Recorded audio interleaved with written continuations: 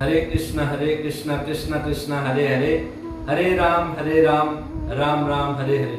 तो सभी भक्तों का आज की इस कृष्ण कथा में हार्दिक स्वागत। आज हम श्रीमद् भगवद गीता के प्रथम अध्याय के श्लोक नंबर 7 और 8 पर चर्चा करने का प्रयास करेंगे। श्लोक नंबर 7 इस प्रकार है। अस्माकं तु विशिष्टा ये तानि बोध द्विजोत्तमं नायक मम सैन्यस्य संज्ञातान् ब्रवीति मे। अर्थात किंतु हे ब्राह्मण श्रेष्ठ, आपकी सूचना के लिए मैं अपनी सेना के उन नायकों के विषय में बताना चाहूंगा जो मेरी सेना को संचालित करने में विशेष रूप से निपुण है। ये श्लोक दुर्योधन बोल रहा है द्रोणाचार्य को। द्रोणाचार्य को पांडवों की सेना के विषय में बताया। श्लोक नंबर 4, 5 और 6 में पांडवों के 21 योद्धाओं के नाम दुर्योधन ने द्रोणाचार्य को बताए। और फिर दुर्योधन ने सोचा कि शायद मैंने इतने सारे योद्धाओं के नाम बता करके अपनी सेना को हतोत्साहित निराश तो नहीं कर दिया।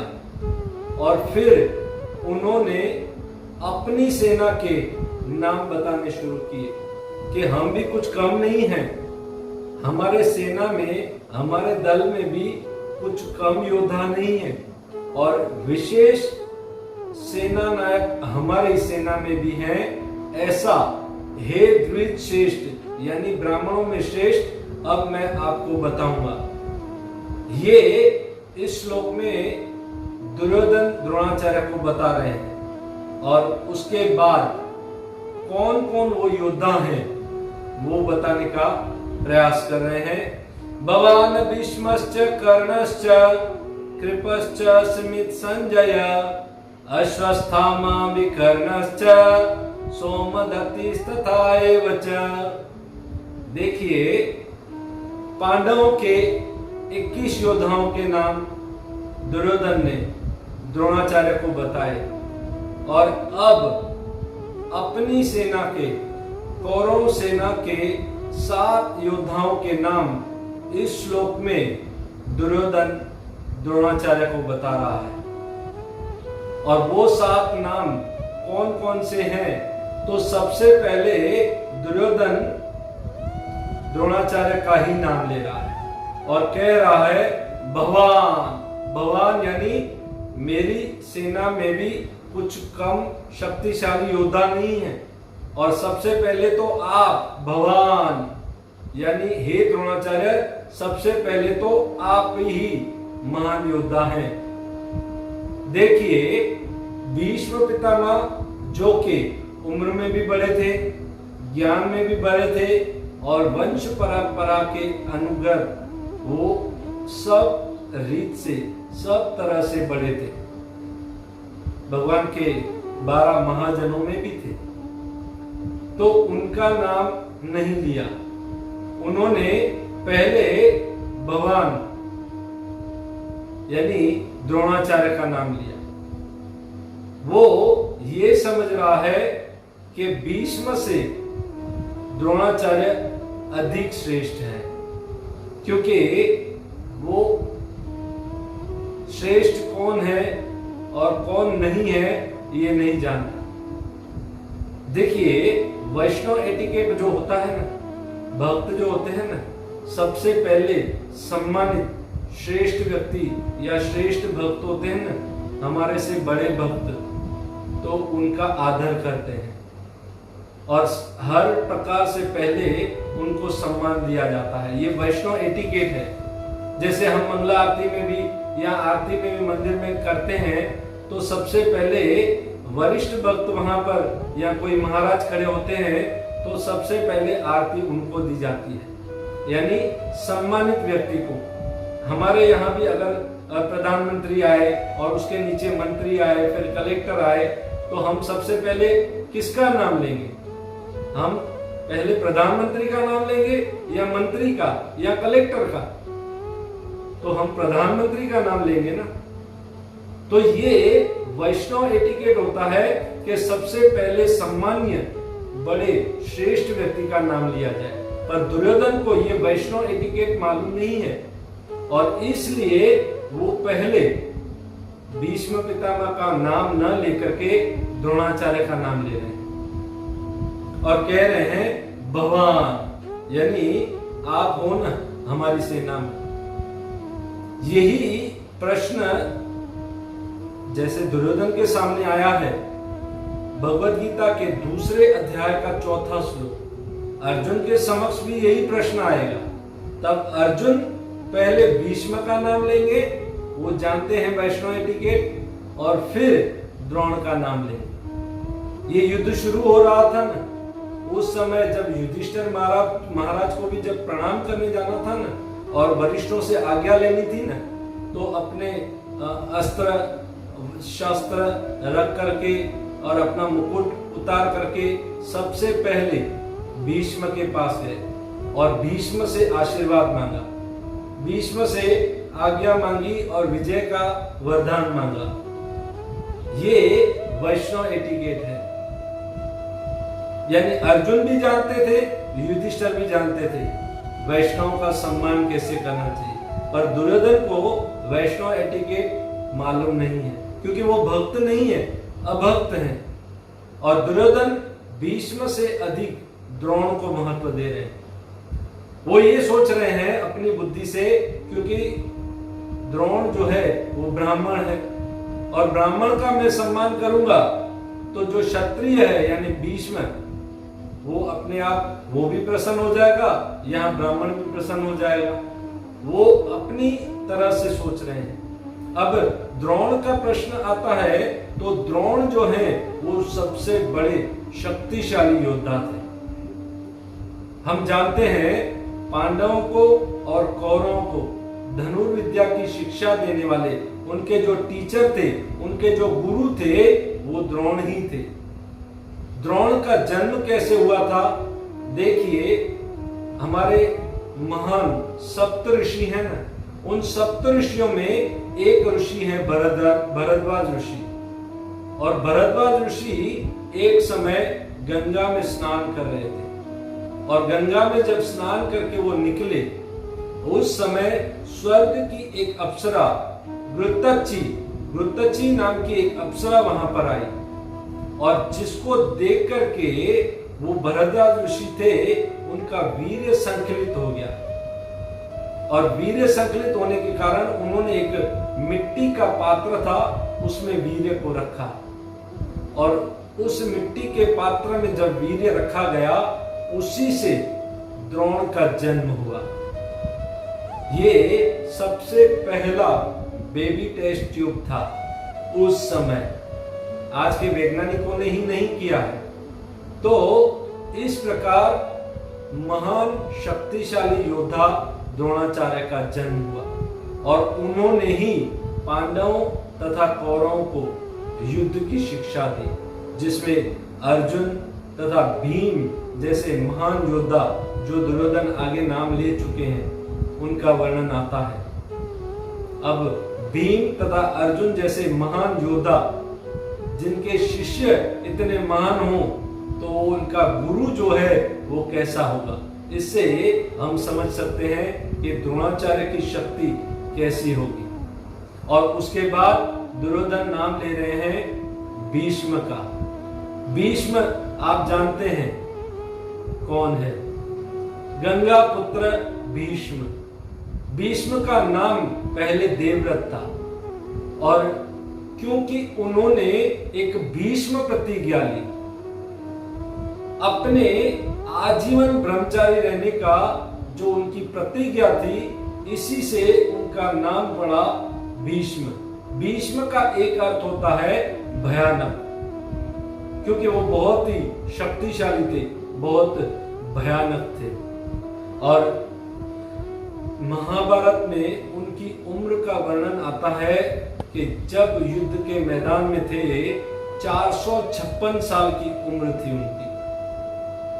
और उनके गुरु का नाम परशुराम था। वो परशुराम जिन्होंने 21 बार इस संसार में, इस पृथ्वी पर क्षत्रिय नक्षत्री की, यानी क्षत्रियों का विध्वंस किया। ऐसे परशुराम उनके गुरु थे। और हुआ यूं, उनकी शक्ति का वर्णन हो रहा है कि एक बार जब वो अंबा, अंबिका और अंबालिका तीनों का हरण करके लेके आए थे हस्तिनापुर में, तो जब अंबा थी वो एक शाल्व से प्रेम करती थी और शाल्व ने फिर उसे ठुकरा दिया था। तो अंबा ने भीष्म से विवाह के लिए प्रस्ताव रखा कि अब शाल्व भी मुझसे शादी नहीं कर रहा है। तब भीष्म ने कहा कि मैंने आजीवन ब्रह्मचारी रहने का व्रत लिया है, मैं विवाह नहीं कर सकता। इसलिए अंबा ने उसके गुरु यानी परशुराम को जाकर के कंप्लेन की और परशुराम उनके गुरु ने उसे ये आदेश दिया कि तुम अंबा से विवाह करोगे, और भीष्म ने उसे मना कर दिया। इसके कारण भीष्म और परशुराम का भयानक युद्ध हुआ, जिसमें उन्होंने अपने गुरु परशुराम को परास्त कर दिया। देखिए, जिस परशुराम ने इस संसार में 21 बार क्षत्रिय नक्षत्री की, उस परशुराम अपने गुरु को भीष्म ने हरा दिया, तो वो कितने भयानक होंगे। कहा जाता है कि 25,000 अर्जुन के बराबर भीष्म एक अकेले काफी थे। इतनी शक्ति थी उनके अंदर। जब 456 वर्ष की उम्र में वो महाभारत के युद्ध में थे और जब अर्जुन द्वारा उनको बाण मारे गए थे, बाणों की शरशैया पर थे, तब भी वो 56 दिन तक वो जीवित रहे बाणों की शरशैया पर, क्योंकि उन्हें अपने पिता के द्वारा ये आशीर्वाद था कि तुम जब तक नहीं चाहोगे तब तक तुम्हारी मृत्यु नहीं होगी। क्योंकि उन्होंने अपनी पिता की प्रसन्नता के लिए अपना विवाह छोड़ दिया था। सत्यवती के पास वो जब गए थे और उनके पिता ने कहा था कि अगर तुम्हारा पुत्र हस्तिनापुर का राजा बनेगा या तुम बनोगे तो इसलिए भीष्म ने कहा कि मैं ये व्रत लेता हूं, मैं आजीवन ब्रह्मचारी रहूंगा। और इसलिए उनके पिता उन पर प्रसन्न हुए और उन्हें आशीर्वाद दिया कि तुम जब तक नहीं चाहोगे तब तक तुम्हारी मृत्यु नहीं होगी। और इसी कारण जब परशुराम को उन्होंने अपने गुरु को भी युद्ध में परास्त किया, तो परशुराम ने सोचा कि आज के बाद मैं क्षत्रियों को युद्ध की शिक्षा नहीं दूंगा। अब भीष्म के बारे में दुर्योधन बहुत अच्छी तरह जानता था। दुर्योधन भीष्म की शक्ति को बहुत अच्छी तरह जानता था। इसलिए दुर्योधन को यह आशा थी कि जब तक भीष्म हमारे पक्ष में हैं, हम निश्चित रूप से विजय होंगे। ये बहुत दृढ़ विश्वास, भरोसा था दुर्योधन को। भीष्म भागवत में, श्रीमद् भागवत में वर्णन आता है कि यमराज अपने यमदूतों से कहते हैं, जिन 12 महाजनों के नाम लेते हैं, कि जो 12 महाजन भगवान को अच्छी तरह से जानते हैं, भगवान के नाम की महिमा को अच्छी तरह से जानते हैं, उसमें उन 12 महाजनों में भीष्म एक है, यानी भगवान के शुद्ध भक्त। और उन्होंने ही राजसूय यज्ञ में विष्णु सहस्त्र नाम का पाठ किया था और भगवान कृष्ण की महिमा का वर्णन उस राजसूय यज्ञ में किया था। भीष्म ने ही उस राजसूय यज्ञ में शिशुपाल के सामने ही शिशुपाल के पूर्व के 2 जन्मों की बात बताई कि वो सबसे पहले वाले जन्म में हिरण्यकशिपु और हिरण्यक्ष थे, और उसके दूसरे बाद जो जन्म हुआ उनका वो थे रावण और कुंभकर्ण। कितने देखिए, कितने भक्त भी थे, योद्धा भी थे और सब कुछ जानने वाले भी थे। जब अर्जुन ने उनको बाण मारे थे तो एक उंगली की जगह भी नहीं थी शरीर में, बॉडी में कि जगह हो न रहे, ऐसी जगह नहीं थी। फिर भी वो 56 दिन तक अपने प्राणों को रोक करके योगियों को ये बताना चाहते थे कि प्राण किस प्रकार त्यागने चाहिए। और फिर 56 दिन के बाद जब भगवान श्री कृष्ण उनके सामने आए और उनको देखते देखते, उत्तरायण का वो दिन था, उस दिन उन्होंने अपना शरीर त्यागा। उन्होंने ही जब बाणों की छैया पर थे उस समय युधिष्ठिर महाराज को कई प्रकार के धर्मों के उपदेश दिए। उनके बारे में जितना भी वर्णन किया जाए, जितना भी उनका गुणगान किया जाए वो कम है। उन्होंने कृष्ण के साथ वीर्य रस का आस्वादन किया, यानी कृष्ण के सामने के पक्ष में योद्धा बनकर के उनके साथ युद्ध किए।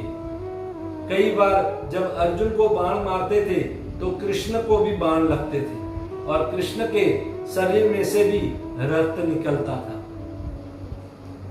यानी वीर्य रस का आस्वादन कर रहे थे। उनको उनका दर्शन करते करते जब उसके सामने ये प्रस्ताव आया कि पांडवों के पक्ष में युद्ध करें या कौरवों के, तो उन्होंने कौरवों के पक्ष में युद्ध किया, क्योंकि मुझे सामने कृष्ण के दर्शन होंगे।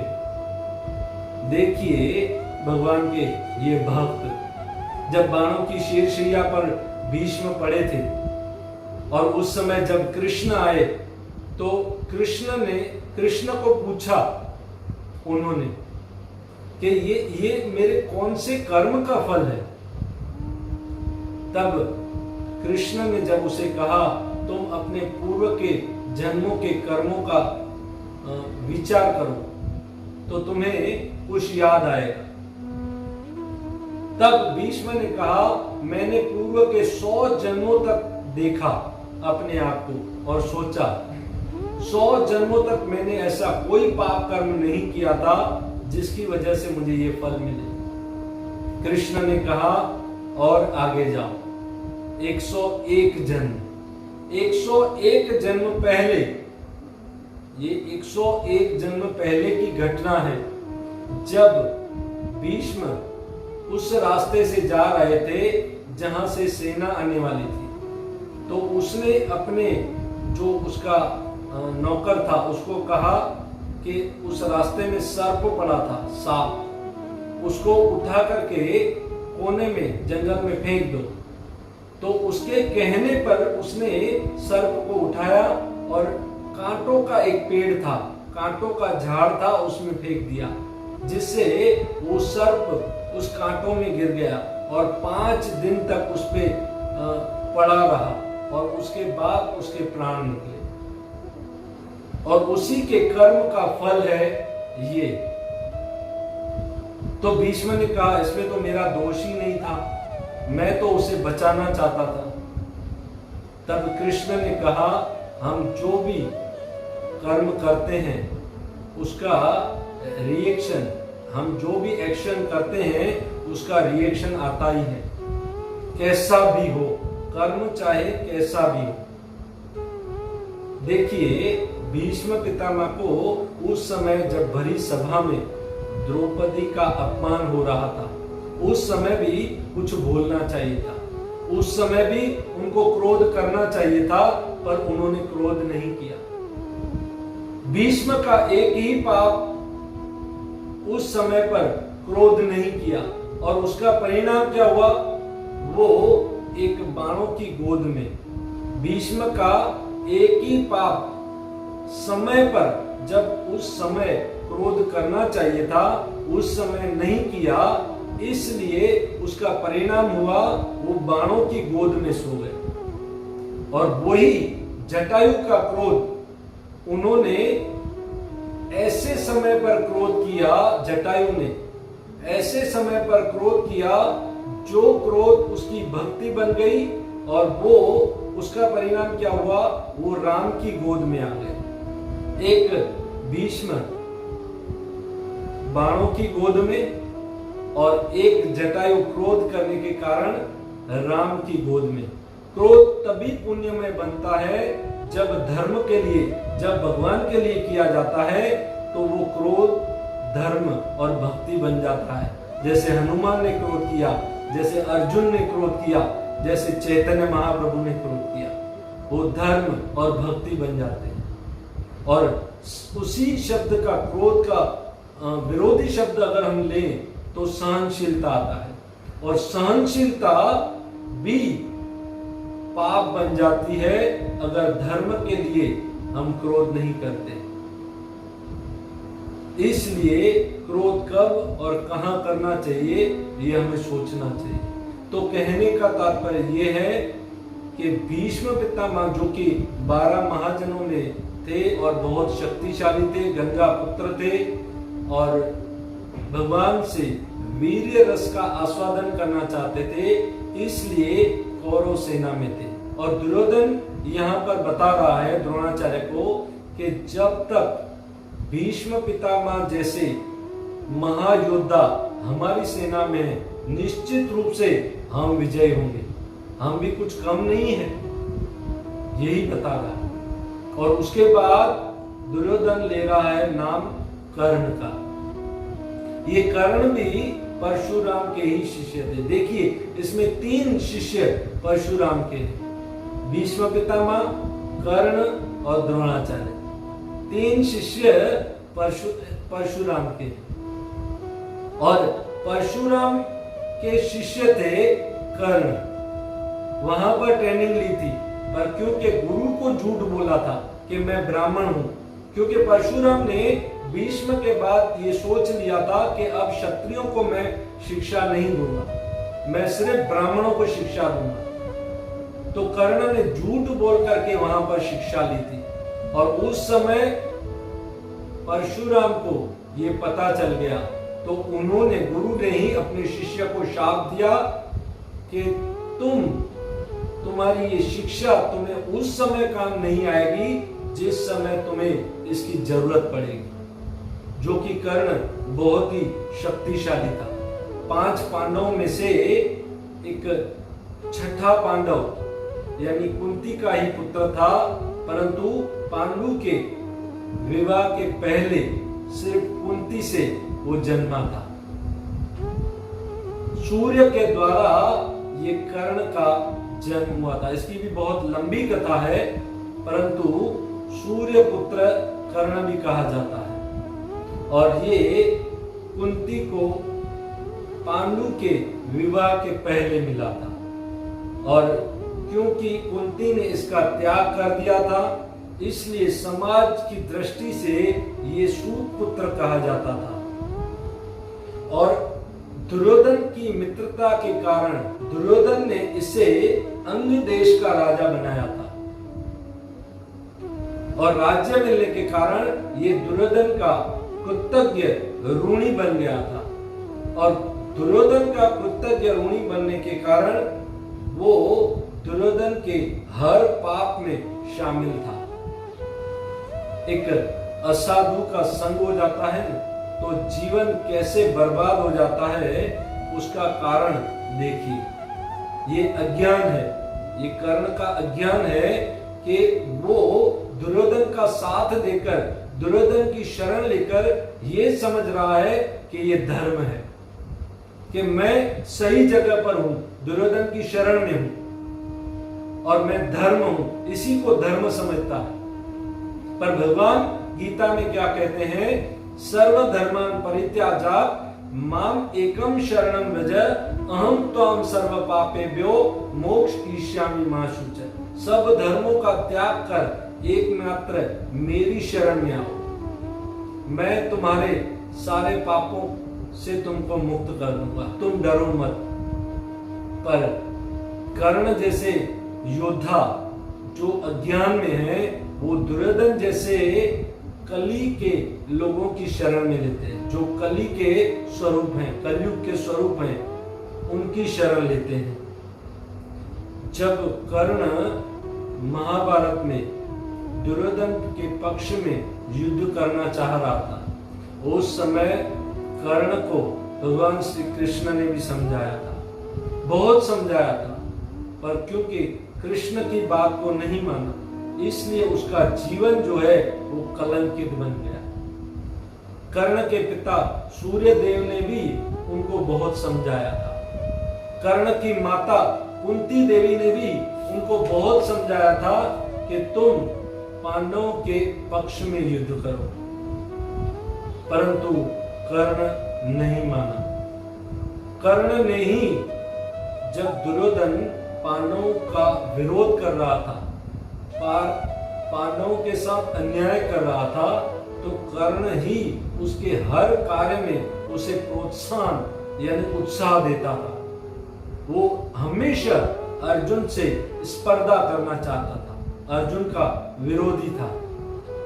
और कर्ण ने जब भगवत गीता कृष्ण ने अर्जुन को सुना दी, अभी युद्ध का पहला ही दिन था, और भीष्म पितामह ने कर्ण की कुछ निंदा की, तो क्रोध में आकर के, अब यहाँ पर दुर्योधन कर्ण का नाम ले रहा है, पर वो ये नहीं जानता थोड़ी देर में कर्ण इस युद्ध के मैदान को छोड़ करके चला जाएगा।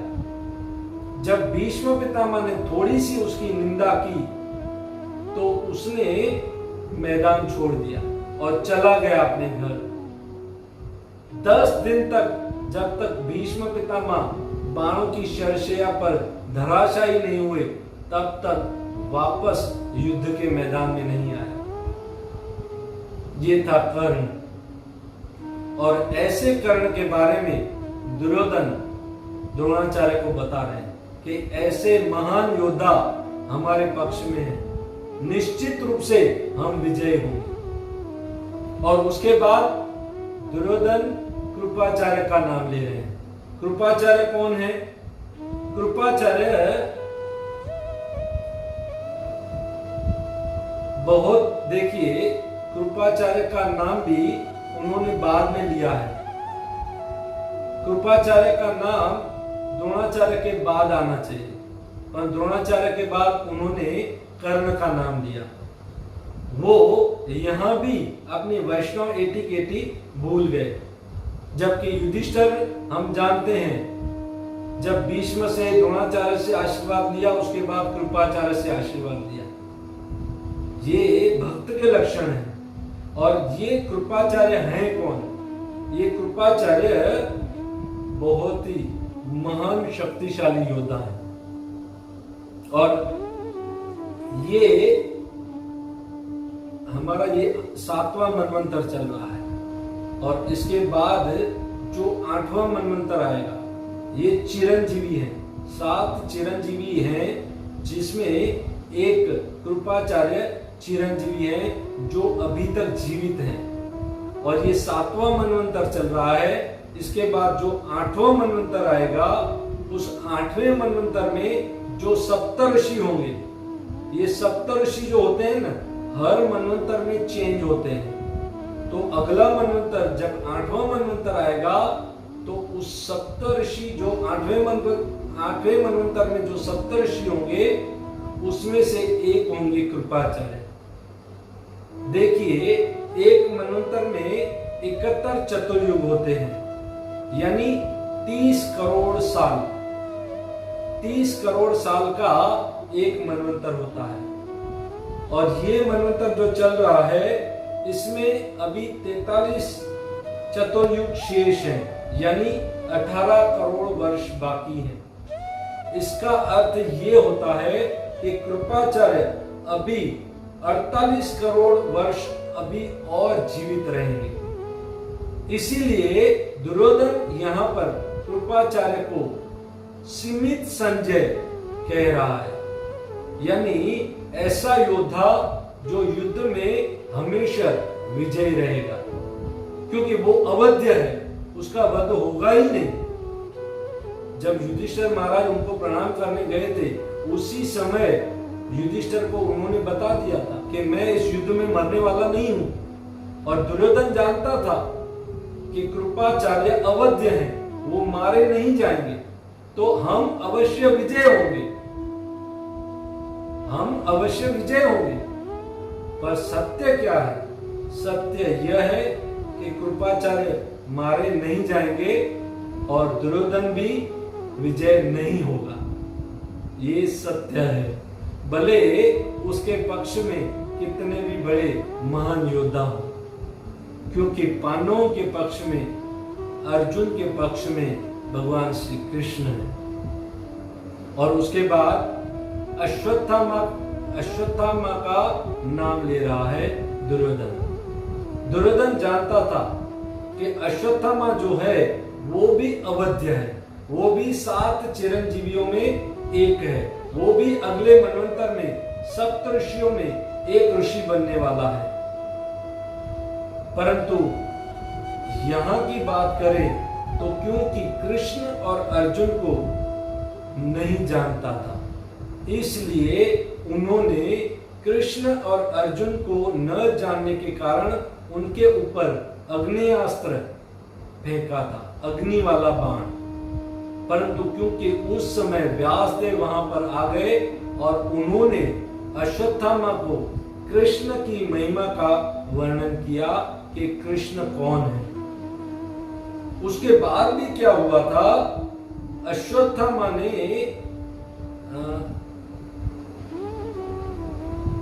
द्रौपदी के 5 पुत्रों को, जो उस समय उस पंडाल में सो रहे थे, सोते हुए 5 पुत्रों की हत्या की थी। और उस समय अर्जुन और कृष्ण उनके पीछे पड़े थे उसको मारने के लिए, और वो उस समय बहुत डर गया था। अपना उसका घोड़ा जब थक गया था तो घोड़े को छोड़कर भागा था, और अर्जुन भी उसके पीछे पीछे भागे थे। तब उसने क्या किया, ब्रह्मास्त्र छोड़ा था। जब उसने ब्रह्मास्त्र छोड़ा तो अर्जुन ने भी ब्रह्मास्त्र छोड़ा, परंतु क्योंकि ब्रह्मास्त्र के सामने ब्रह्मास्त्र था तो अर्जुन ने अपना ब्रह्मास्त्र वापस ले लिया। परंतु अश्वत्थामा को वो ब्रह्मास्त्र वापस लेने की शिक्षा नहीं थी, उसे आता नहीं था। इसलिए उस ब्रह्मास्त्र ने उत्तरा के गर्भ में जो बालक था परीक्षित, जिसके कारण हम आज भागवत सुनते हैं, उस परीक्षित की हत्या कर दी उस ब्रह्मास्त्र ने। परंतु क्योंकि कृष्ण की पांडवों पर और परीक्षित पर बहुत कृपा थी, तो कृष्ण ने उत्तरा के गर्भ में जाकर के फिर से परीक्षित को जीवित कर दिया, उसकी रक्षा की। ये देखिए भगवान भक्तों के लिए क्या क्या करते हैं। तो उस समय कृष्ण अश्वत्थामा पर बहुत क्रोधित हो गए, क्योंकि तुमने बाल हत्या की है। कृष्ण अश्वत्थामा को बोल रहे हैं, क्योंकि तुमने बाल हत्या की है, इसलिए 5000 वर्ष तक तुम्हारे सर से खून निकलेगा, और उस खून की बदबू, गंदगी, दुर्गंध तुम सहन नहीं कर पाओगे। और यही हो रहा है, और इसलिए तुम एक जगह पर रह नहीं पाओगे, टिक नहीं पाओगे। और आज तक हम देखते हैं, सुनते हैं कि अश्वत्थामा तड़पता है, इधर से उधर घूमता रहता है। और वही अश्वत्थामा अगले मनवंतर में सप्त ऋषियों में से एक होगा। और उसके बाद दुर्योधन विकर्ण का नाम ले रहे हैं। ये विकर्ण कौन है? धृतराष्ट्र के 100 पुत्र थे, उन 100 पुत्रों में एक पुत्र था जिसका नाम था विकर्ण। और विकर्ण ही एक ऐसा योद्धा था जिसने उस सभा में, भरी सभा में, जब द्रौपदी का अपमान हो रहा था, उस समय उठ करके खड़ा हुआ था और चिल्लाया था और विरोध किया था दुर्योधन का। और उस समय कर्ण ने उसे चिल्ला करके चुप करा दिया था और बिठा दिया था।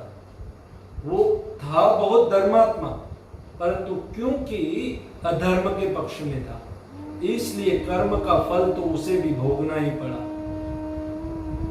दुशासन की अपेक्षा विकर्ण दुर्योधन की दृष्टि में ज्यादा महान था, इसलिए विकर्ण का नाम यहाँ पर ले रहे हैं। बाकी विकर्ण कोई इतना महान शक्तिशाली योद्धा नहीं था।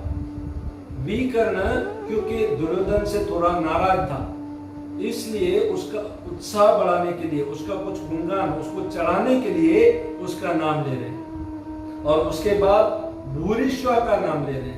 ये भूरिश्वा जो है वो सोमदत्त का पुत्र है। देखिए, उसी सोमदत्त का पुत्र शांतनु भी है, यानी शांतनु और भूरिश्वा दोनों भाई हैं। शांतनु का ही पुत्र है भीष्म पितामह, यानी भीष्म पितामह के चाचा हुए, अंकल। और इसी प्रकार कहने के तात्पर्य से पांडवों के और कौरवों के भी चाचा हो गए, रिश्ते में अंकल हो गए। ये भूरिश्वा जो है वो बहुत शक्तिशाली थे और उन्होंने महाभारत के युद्ध में सात्यकी से लड़ाई की थी और इतनी जोरदार लड़ाई हुई थी, तब उन्होंने जब तलवार निकालकर सात्यकी को मारना चाहा, तब कृष्ण ने अर्जुन को बोला कि तुम इसका हाथ काट दो, भुजा इसकी काट दो। उस समय कृष्ण के कहने पर अर्जुन ने बाण चला करके तलवार के सहित उस भूरिश्वा की भुजा को काट दिया था। और उसी युद्ध के मैदान में भूरिश्वा बैठ गया और कृष्ण का विरोध करने लगा कि ये कृष्ण जो है इसने अधर्म किया है। और बाद में अर्जुन ने ये सिद्ध किया कि कृष्ण ने कोई भी अधर्म नहीं किया। उस समय वो जब युद्ध के मैदान में बैठ गया और ध्यान में लीन हो गया, तो कृष्ण और अर्जुन ने उसके जीवन के जो कार्य थे, उस जीवन पहले उसने जो कार्य किए थे, यज्ञ किए थे, दान किए थे, उसकी प्रशंसा की। और जब वो ध्यान में था, तब वहां पर सात्यकी आया और तलवार ली, तलवार से उसकी गर्दन काट दी। उस समय कृष्ण और अर्जुन ने उसकी सद्गति की प्रार्थना की और ये आशीर्वाद दिया, जिसकी वजह से उसको उत्तम गति प्राप्त हुई। ये था भूरिश्वा। इस प्रकार हम देखते हैं कि इस श्लोक में दुर्योधन अपनी सेनाओं के 7 योद्धाओं के नाम द्रोणाचार्य को बता रहा है। प्रभुपाद जी कहते हैं कि दुर्योधन यहाँ पर अद्वितीय यानी शक्तिशाली वीरों के नाम का उल्लेख कर रहा है। ऐसे योद्धा जो सदैव विजयी रहे हैं, जो कभी हारते नहीं हैं। परंतु हम हमारी दृष्टि से देखेंगे और सुनेंगे कि दुर्योधन सबको यहाँ पर विजयी बतला रहा है, परंतु हम इस युद्ध के परिणाम में देखेंगे कि जिसके पक्ष में भगवान श्री कृष्ण होते हैं ना, उसी का विजय होता है। उसी पक्ष के जिस पक्ष में भगवान होते हैं, उसी की विजय होती है। प्रभुपाद जी इस श्लोक को लंदन में 1973 में जब बता रहे थे, तो दुर्योधन की इस कूटनीति का वर्णन करते हुए कह रहे थे कि ये सही है कि सर्वप्रथम दुर्योधन ने विपक्षी दल की ओर ध्यान आकर्षित किया और व्यक्ति को विपक्ष के तत्वों की ताकत की गणना करनी चाहिए। युद्ध में सबसे पहला काम है विपक्ष की ताकत का अंदाजा लगाना, उसको देखना, उसको समझना, किस प्रकार वो संगठित है, किस प्रकार से उसको जीतना है, उसका प्रतिकार करना है, किस विधि से उसको युद्ध करना है, उसको समझना है। इसलिए दुर्योधन सबसे पहले पांडवों की सेना का वर्णन कर रहा है, यानी दुश्मन सेना का वर्णन करके दुर्योधन को द्रोणाचार्य को बता रहा है। और होता भी है, यही प्रभुपाद एक उदाहरण देके समझा रहे हैं कि कोई अगर बिजनेसमैन होता है ना, तो सबसे पहले जब वो अपने बिजनेस को खोलना चाहता है, नया बिजनेस शुरू करना चाहता है, तो सिर्फ वो अपना मुनाफा ही नहीं देखता, वो ये भी सोचता है बिजनेस में कहीं लॉस तो नहीं होगी, बिजनेस में कहीं चोरी तो नहीं होगी, बिजनेस में कोई सामने वाला या आगे पीछे वाला कोई उल्टा सीधा आदमी तो नहीं मिल जाएगा, कहीं बिजनेस में तकलीफ तो नहीं आएगी। ये पहले सोचता है जो होशियार बिजनेसमैन होता है। दुर्योधन भी यहाँ पर ऐसे ही सोच रहा है, पहले विपक्षी पक्ष की सेना का अंदाजा लगा रहा है और द्रोणाचार्य को बता रहा है, और फिर अपनी सेना के योद्धाओं के नाम द्रोणाचार्य को बता रहा है। बहुत बहुत धन्यवाद। हरे कृष्ण। श्रील प्रभुपाद की जय।